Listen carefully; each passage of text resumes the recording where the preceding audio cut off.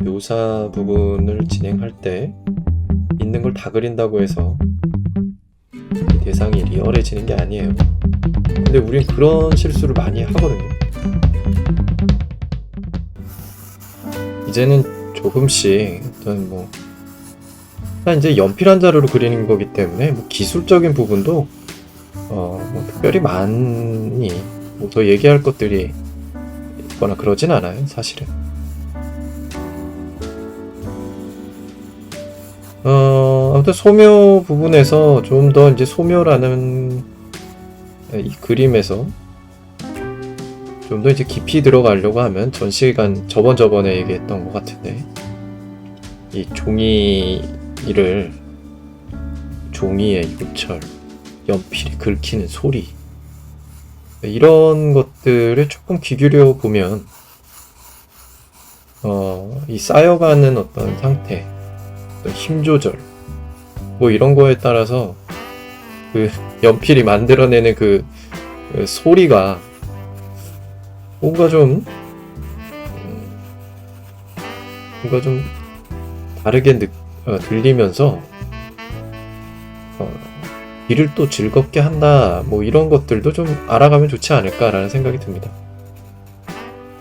속도에 따라서, 힘을 주는 거에 따라서 정말 눈으로 보여지는 어떤 맛, 그것뿐만이 아니라 이 귀를 간지럽히는 그런 맛도 있어요. 그런 거 보면 정말 오감으로 그리고 있는 거죠. 오감으로 그린다라는 행위가. 또 냄새도 있잖아요. 흑연 냄새. 사실 제가 냄새를 잘 맡지는 못해요. 냄새를 잘 맡지는 못하는데 가끔 연필 깎다 보면 그 연필의 나무 부분에서 나는 냄새 이런 거 있잖아요. 그런 것도 가끔 이렇게 깎다 보면 그 냄새가 좋지 않나요? 그런 것도 있고, 그 모든 것들, 이 그리는 과정에서 오감으로 함께하는 그 모든 것들을 좀 하나하나 즐겨볼 필요가 있어요. 그게 그렇게 중요하냐?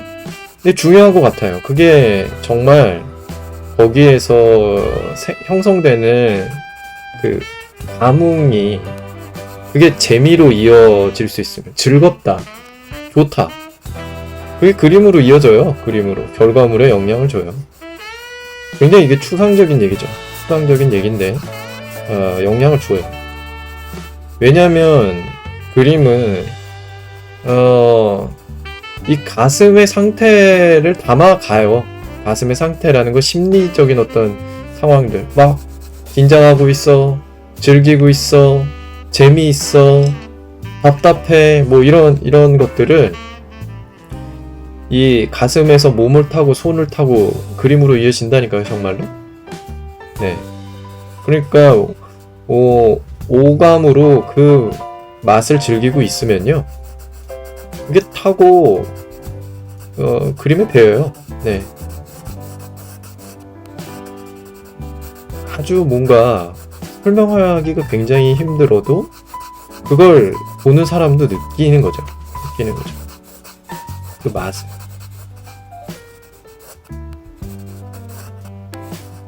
그래서 좋다? 재밌다?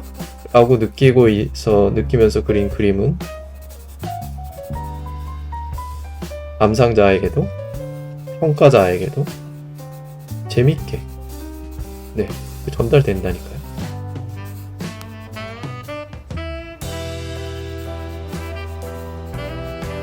감정의 언어 이런 말도 쓰잖아요. 그래서 그림은 그 감정에 취해서 이게 정말이지, 많은 다른 그 예능 영역과 다를 수가 없어요. 음악하는 사람이 그 음악을 연주할 때 그 음악이 가지고 있는 그 음악에 담겨진 감정이 있잖아요. 그거에 빠져들어서 연주를 해야, 역시 손끝을 타고 악기를 연주했을 때 가장 그 전달하고자 하는 어떤 감정이 잘 전달될 거 아니에요? 연극도 마찬가지 아니에요? 그림도 마찬가지죠. 우리가 연필을 가지고 하는 뭐 연필로 가능한 표현법 뭐 이런 거 할 때 감정을 표현해보기 이런 것들을 한 적 있었을 거예요. 기억나시는지 모르겠는데, 네, 그런 게 사실은 굉장히 그림 그리기에 필요한 경험들이라는 거죠. 그냥 열심히 눈과 손이 부지런한 그림은 큰 의미를 갖지 못하는 것 같아요. 정말이지. 얼마나 그 감정에 내가 정말 연기자가 돼야 되는 것 같아요. 연기자.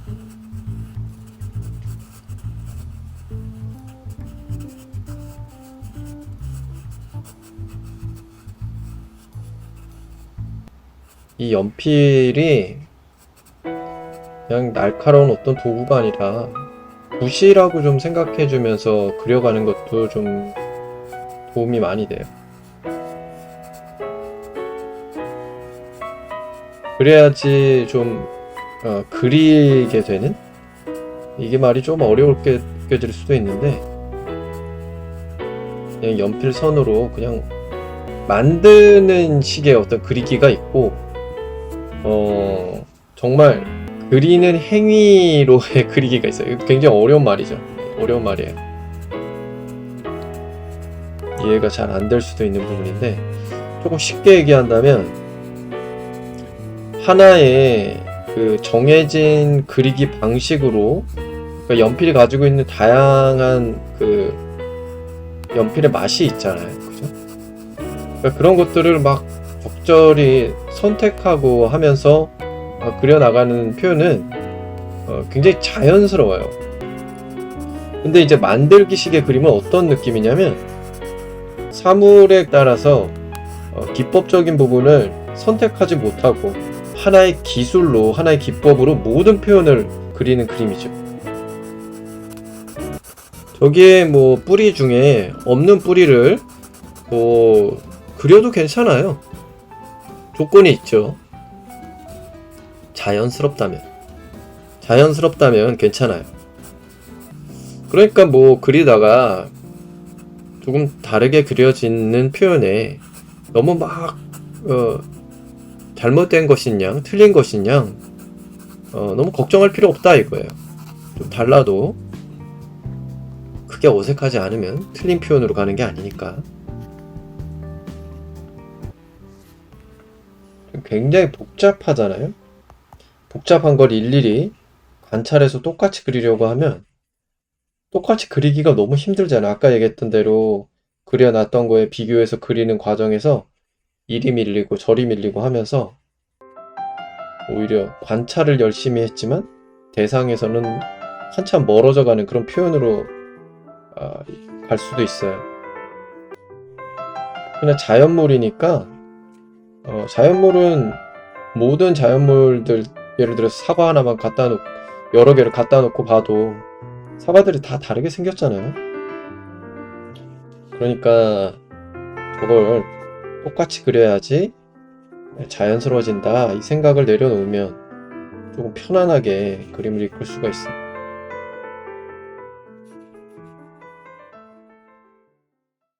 톤이라는 거는 제가 말씀드렸다시피 그 명암에 의한 톤 차이도 있지만 물체가 가지고 있는 색 때문에 나타나는 톤 차이가 있단 말이에요. 근데 과정상에서 물체 간의 그 색깔에 의한 톤 차이를 잘 벌려서 가야 물체들 간의 구분이 잘 이루어져요.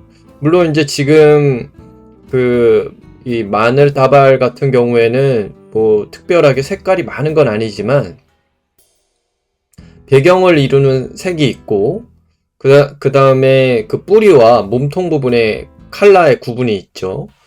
네, 그런 부분들이 이제 컬러적으로 컬러적인 차이로 나타나는 톤 차이죠. 그 다음에 자체적으로 보면 뭐 그 몸통 부분 같은데 보면 뭐 빛을 받는 부분이 있고 그늘진 부분이 있고 그렇잖아요.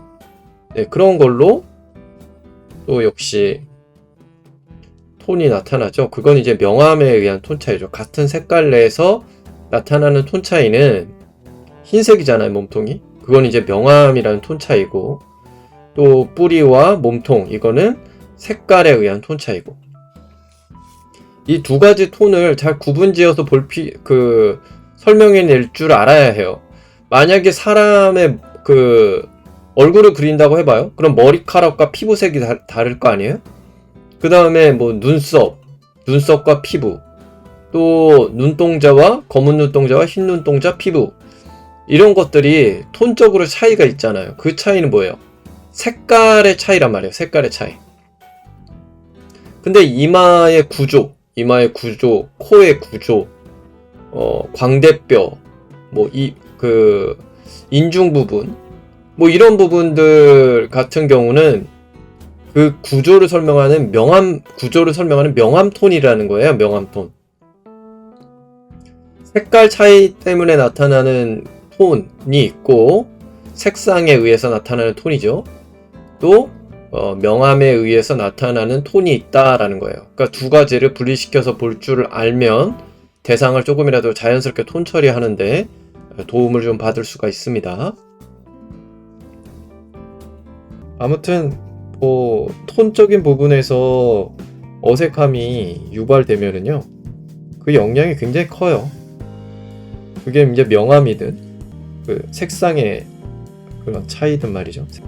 톤이라는 것은 명암을 비롯해서 색상의 차이, 채도의 차이, 그 모든 색의 차이를 다 아우르는 색이 이제 강약을 말하는 것인데, 오히려 명암이라고 이해하고 있는 경우가 많단 말이에요. 톤을. 근데 톤은 색조로 이해하는 게 좋아요. 색조로. 색의 강약, 색의 짙고 옅은, 그 색의 강약은 다시 얘기해 드리지만 명암의 차이로도 나타나고 또 색상의 차이로도 나타나고, 채도의 차이로도 나타나고. 톤이라는 것은 그 모든 색의 차이를 다 아우르는 말이라고 이해해 주시면 좋을 것 같아요. 자, 그리고 이 묘사할 게 엄청나게 많아요. 그죠? 묘사. 네. 정말 잊지 말아야 할 것은, 묘사는요, 그냥 단순히 형태만 쪼갠다고 해서 묘사가 이루어지는 게 아니라, 묘사는요, 작은 구조라는 것이고, 그 묘사가 드러나는 것은 결국에는 그 구조에 적용되는 빛들이 나타나줘야 그 묘사가 자연스럽게 된다라는 거예요. 그걸 잊지 않아야 돼요. 그러니까 그 작은 부분에서도 빛의 상태를 계속 체크해야 돼요. 여기에서 빛을 받으면 굉장히 얇지만 빛을 받는 부분, 비껴받는 부분, 또 빛을 등진 부분, 이런 것들이 있거든요. 네.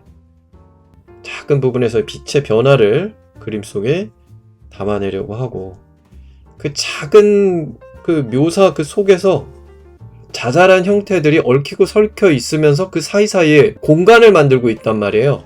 그 공간이 느껴져야 돼요. 자, 지금 제가 여기 그린 거 여기 보이나요? 여기 보면 실제 그 이미지하고 똑같은 게 아니에요. 근데도 보면 이 안에서의 얽히고 설켜 있으면서 만들어지는 어떤 그 공간감들, 빛이 그 사이사이를 파고들면서 어떤 부분에 밝은 면을 만들기도 하고 그늘면을 만들기도 하고 그림자를 만들기도 하고, 막 그런 것들이 여기에 나타나고 있다라는 거예요.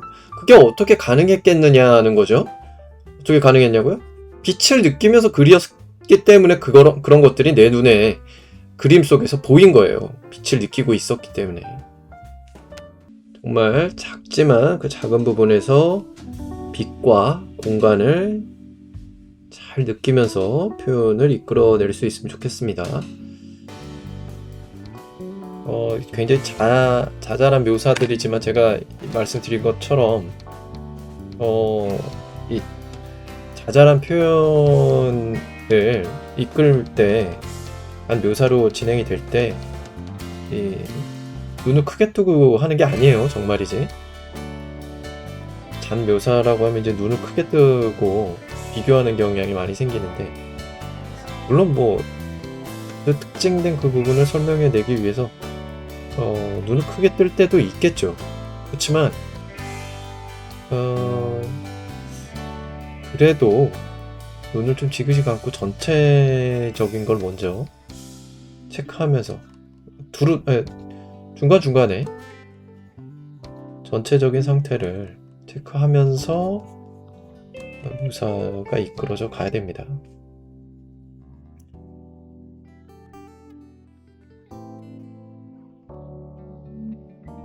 저 묘사 부분을 진행할 때 있는 걸 다 그린다고 해서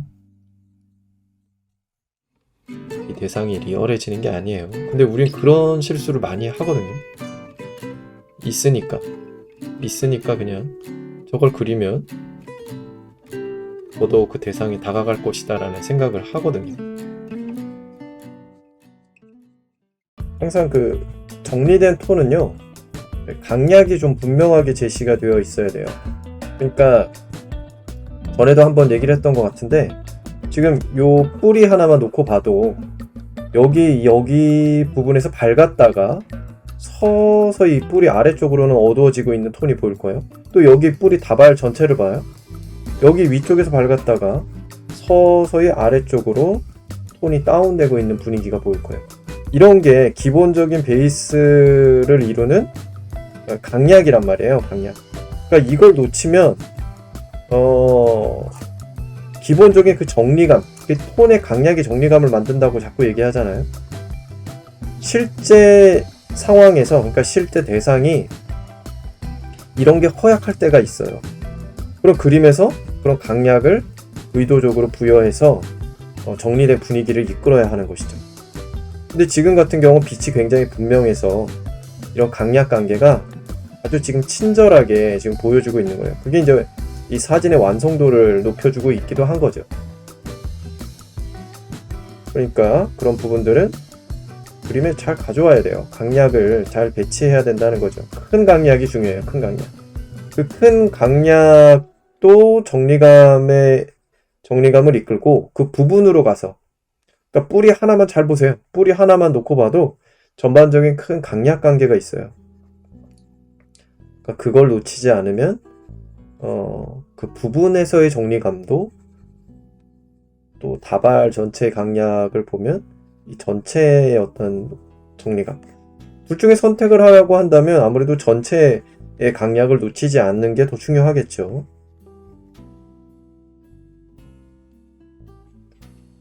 전체의 강약을 놓쳐버리면 부분의 강약이 아무리 잘 설명이 돼도 완성도는 좀 떨어져 보이게 됩니다.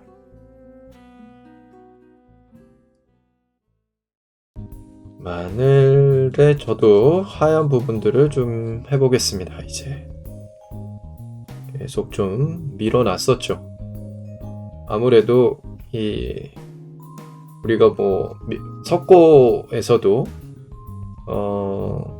어두운 부분들을 먼저 공략해서 흰색의 석고 분위기를 이끌어 나갔던 것처럼,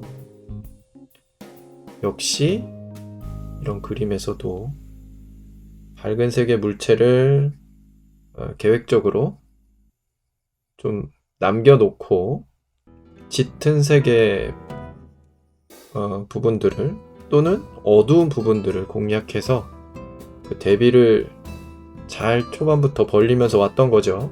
근데 이쯤 이제 밝은 부분들을 공략해 갈 때 그 차이가 깨져버리는 상황들이 종종 생기니까 그 점 유의하시면서 진행하시면 좋을 것 같아요.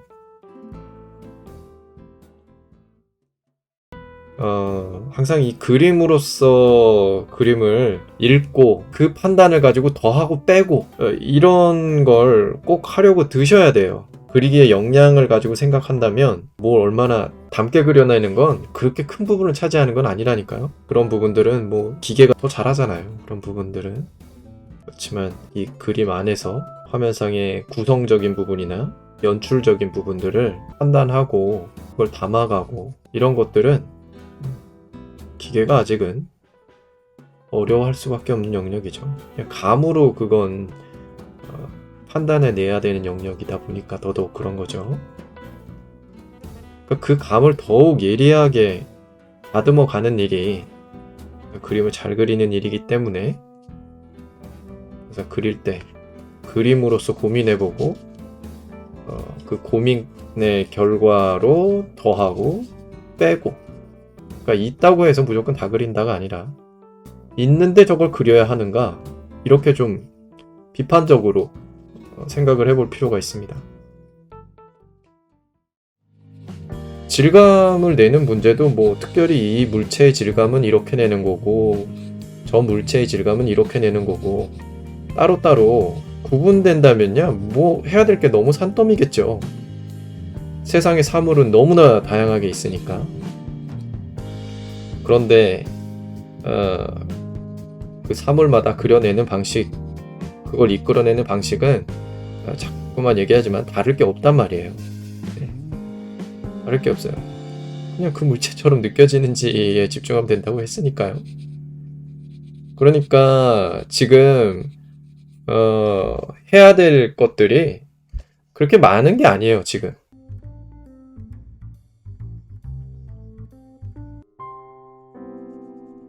외곽에서 이제 서서히 이제 사물들 간에 이제 외곽 정리도 해줘야 되니까요. 외곽 부분 정리해 갈 때 얘기했었죠. 말려 나오고 말려 들어가고 이런 외곽에서의 변화가 있다고 했잖아요.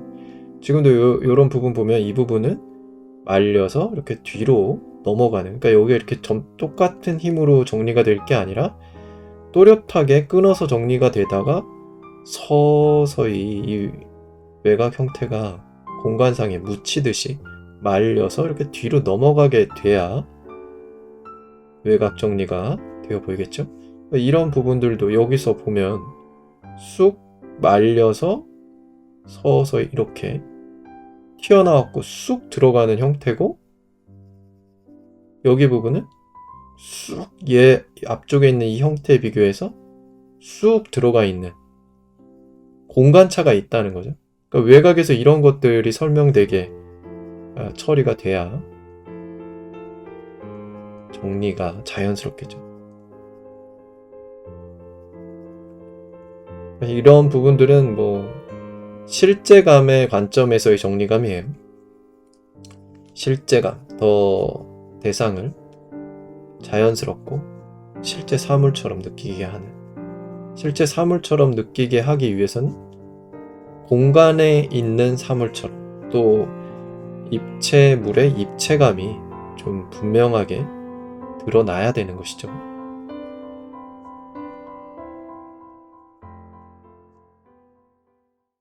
이 후반으로 가면 갈수록 사실은 그 디테일로 가면서 아까 얘기했던 대로 이 재료적인 맛을 막 또 배짱 있게 끌어들이는 것에 두려움을 가져요.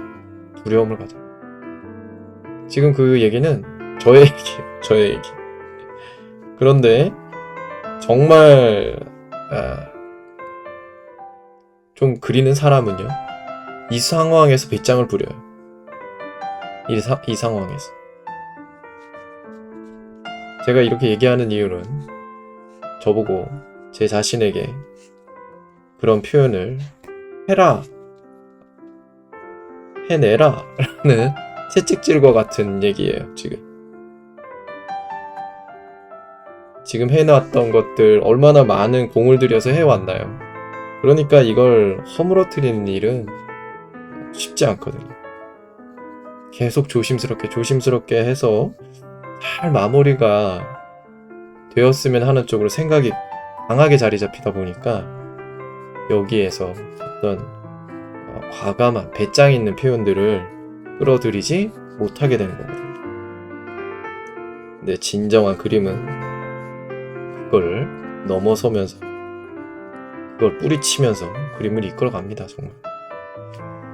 그런 면에서 뭐 지금 배경 처리나 이런 거 연필 운영 보면 굉장히 배짱 있게 그리는 사람처럼 비춰질 수도 있는데 굉장히 새가슴인 거죠. 네.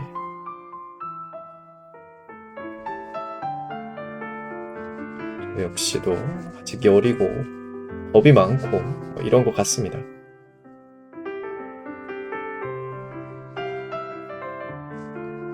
근데 이런 얘기를 하는 것도 좀 제 자신에게 도움이 되는 것 같아요.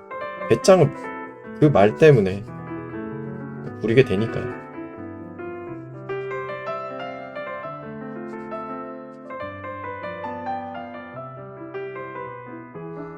자, 이 작품은 이렇게 한번 끝내볼까요? 다음은 드로잉 수업에 대해 안내해 드리겠습니다. 줌을 활용해 함께 그리는 실시간 온라인 강의인데요. 그림의 기초를 다지는데 큰 도움이 되리라 생각됩니다. 참여하고자 하시는 분은 상단의 링크 참고하시면 됩니다.